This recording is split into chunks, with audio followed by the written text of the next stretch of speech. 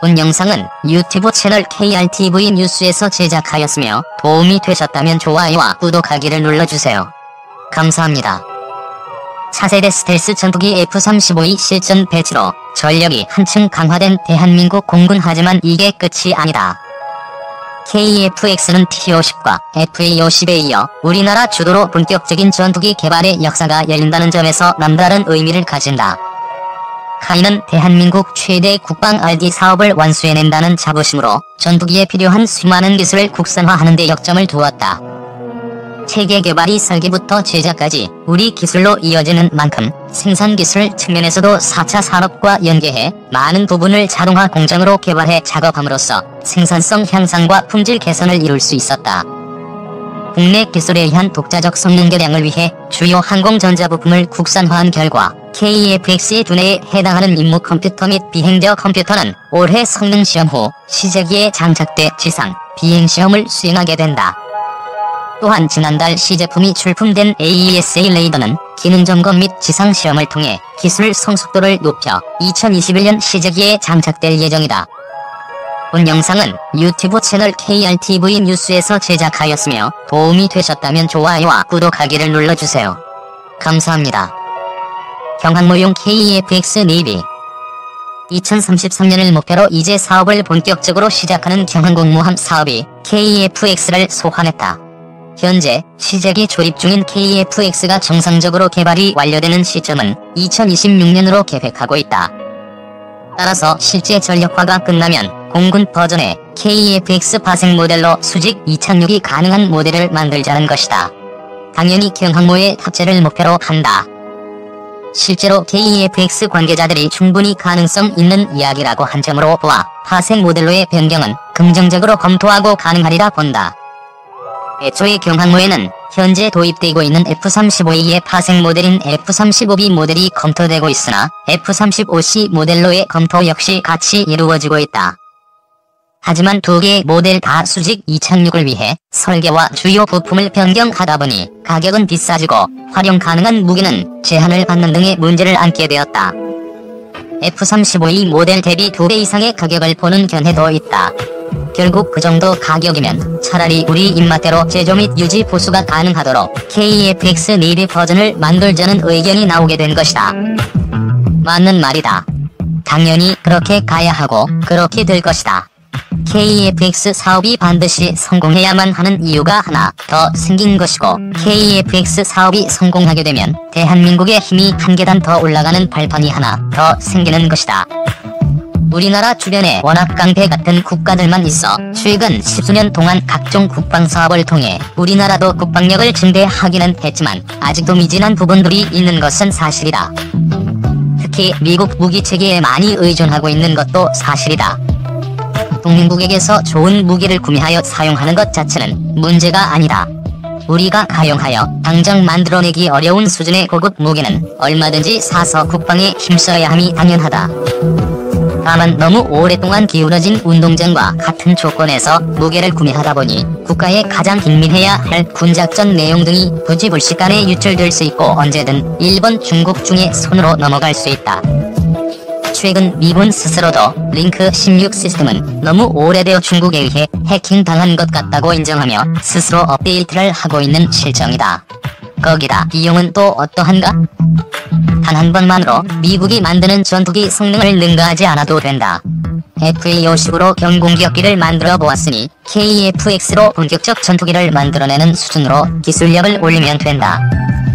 세계 최고 수준의 전투기는 그 다음에 만들어내면 된다.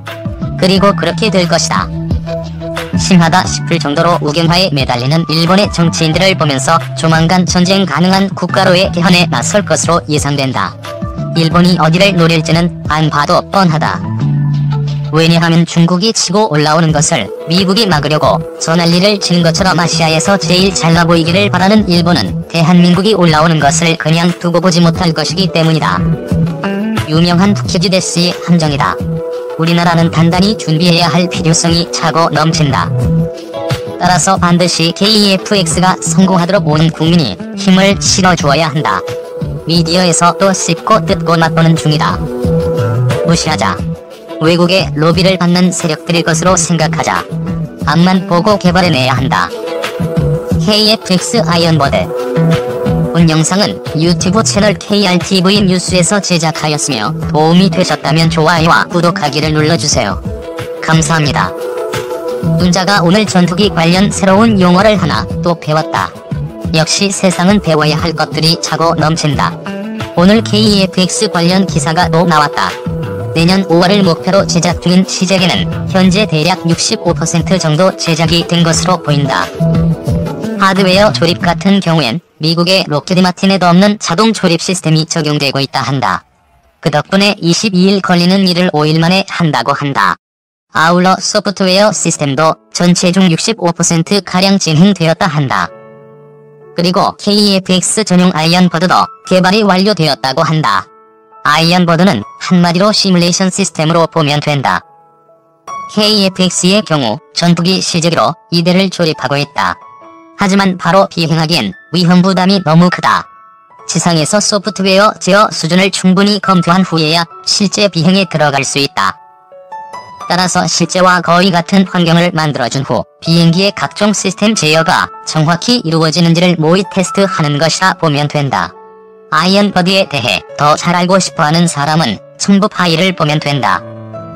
T-50 고등훈련기를 개발할 때만 해도 제대로 된 아이언버드를 개발하여 사용하지 않았으나 이번 KFX의 경우는 사안이 사안인 만큼 전용 아이언버드를 개발하여 정확한 검진 과정을 거치고 있는 것이다.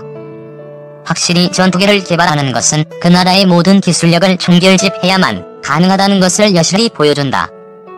그리고 과거처럼 방산 비리가 아닌 제대로 된 결과를 내기 위해 해당 기업과 공군이 움직이고 있음을 느낀다. 아직도 가격 효용성을 따져가며 반대만 일삼고 있는 무리들이 있으나 어디까지나 단순한 가격 이전의 타당성이 있는 것이 KFX 사업이다. 더구나 가격 문제도 AESA 레이더 등 주요 4가지 핵심 부품의 국산화로 더욱더 가격 경쟁력을 갖출 것이다.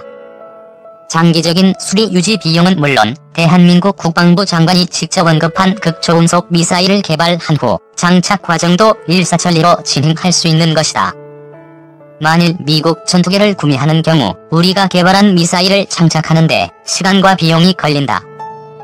미국 전투기에 우리 미사일로 무장하려면 추가로 돈을 내야 하거나 혹은 미국 의회가 또 4대 핵심 부품처럼 승인을 거부하면 무장 자체를 못하는 경우가 생길 수 있다. 내년 2021년 5월에는 KFX가 베일을 벗고 실제 그 모습을 드러낼 것이다. 중국에서는 경계의 눈길이, 그리고 일본에서는 배아파함이 눈에 선하다. 어찌되었든 전투기 개발을 위한 개발툴에 대해서도 개발도 속속 진행 중임을 알 수 있다. 하다못해 AESA 레이더 평가 및 시험 테스트를 위한 비행기도 자체적으로 마련해야 하지 않는가? 이스라엘 엘타사에 의뢰한 것은 일본으로 족하지 않을까 한다. 아무튼 대한민국으로서는 그동안 한 번도 경험해보지 못한 길을 가는 것이니만큼 사명감을 갖고 뿌듯한 결과물을 내놓길 기도한다.